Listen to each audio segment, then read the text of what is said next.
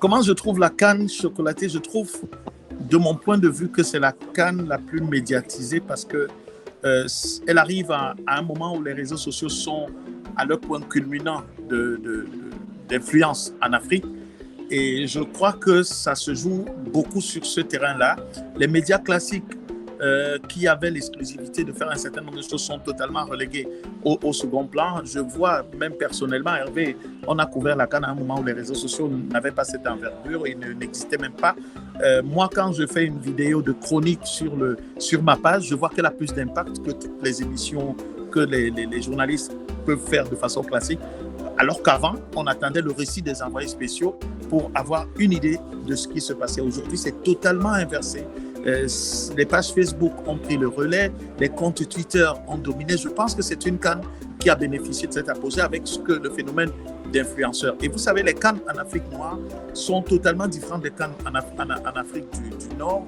Il y a plus, c'est plus chaleureux, c'est relativement ouvert, alors que c'est mieux organisé en Afrique du Nord et peut-être parfois plus structuré. Et ça fait que le déroulement n'est pas le même. C'est trop cadré, c'est trop protocolaire. En Afrique noire, les CAN sont plus chaleureuses. Parfois même la logique ou alors les règles sont facilement bafouées. Il arrive que des journalistes accèdent au stade. Ils n'ont pas eu de ticket média, comme on dit, mais simplement avec leur badge.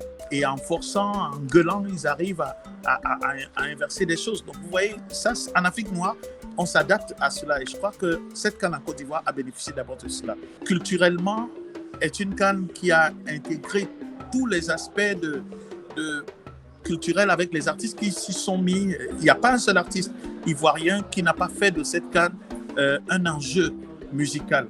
Et quand vous écoutez dans tous les maquis, partout, l'hymne de la CAN, moi, je n'ai jamais vu un hymne de la CAN qui a eu un retentissement aussi fort. L'hymne avec le Magic System, ça chante partout, tout le monde répète ça, même moi, je reste comme ça, je me suis pas en train de dire bienvenue à Babi. Vous comprenez, je trouve que sur le plan culturel, elle a marqué le coup. Après, maintenant, sur le plan sportif, je vais dire que ce n'est pas une CAN avec les Eto'o, Drogba, Haïtiens, Adebayor, mais c'est une CAN avec des joueurs qui sont peut-être moins forts, mais avec les réseaux sociaux, ils sont plus présents, malheureusement. Je vais revenir sur ces réseaux sociaux. Donc, c'est une CAN avec les paris sportifs qui a pris une autre envergure. Tout le monde connaît tous les joueurs. Tout le monde s'intéresse à tous les résultats. Il n'y a pas un petit résultat, il n'y a même pas un petit match, parce que tout le monde a parié sur tout. Donc, j'ai envie de vous dire, oui, c'est la plus belle CAN, parce qu'elle joue sur tous les tableaux de la musique, les tableaux des paris, les tableaux sportifs, les tableaux même des footballeurs professionnels. Voilà ce que je peux dire de cette CAN chocolatée. Mon plus beau souvenir de CAN, je vais dire, la CAN que j'ai vraiment vécue et qui est dans ma chair, je crois que c'est la CAN 2008 au Ghana. Après, peut-être parce que j'étais déjà un journaliste confirmé, un peu plus mature, et qui ressentait personnellement les choses, qui voyait comment on gérait l'équipe, parce que peut-être j'étais un peu plus proche à travers des entrées dans l'équipe du Cameroun.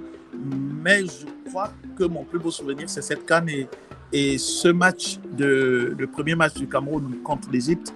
Vous voyez, j'ai des souvenirs qui sont parfois un peu bizarres, où l'Égypte mène le Cameroun par 3-0 à la mi-temps, mais où au retour des vestiaires, on a une équipe du Cameroun totalement transformée.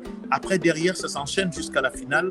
Et ce match face au Ghana, je crois que la CAN de 2008 au Ghana est la CAN qui est restée dans mes mémoires. Vous voyez que même la CAN qui s'est jouée au Cameroun ne m'a pas aussi marqué, parce que j'ai trouvé que c'était une CAN d'après-Covid avec trop de restrictions et donc pas forcément le même engouement que toutes les autres CAN. Ici, il n'y a pas de restrictions, il n'y a pas de port de masque obligatoire, de désinfectisation des mains ou je ne sais pas quoi. Bref, on est un peu libéré. Mon pire moment, je crois que c'est en Égypte. Je trouve que c'est une CAN qui était un peu trop militarisée, parce que je crois que le président d'alors, Hosni Moubarak, c'est là où j'ai découvert véritablement ce qu'on appelle un régime, je ne vais pas dire dictatorial, mais c'était quand même un peu un peu trop quadrillée. On n'entre pas à l'hôtel avec n'importe qui. On ne s'asseyait pas n'importe où avec les Égyptiens.